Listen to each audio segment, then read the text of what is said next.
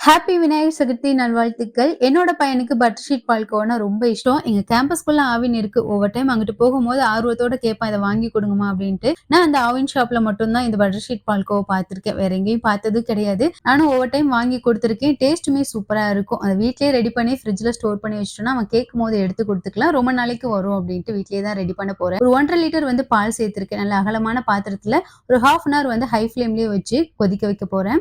சுகருக்கு 3 ஸ்பூன் போல வந்து நாட்டு சர்க்கரை சேர்த்திருக்கேன். ஒரு 5 ஏலக்காய் அவ்வளோதான்.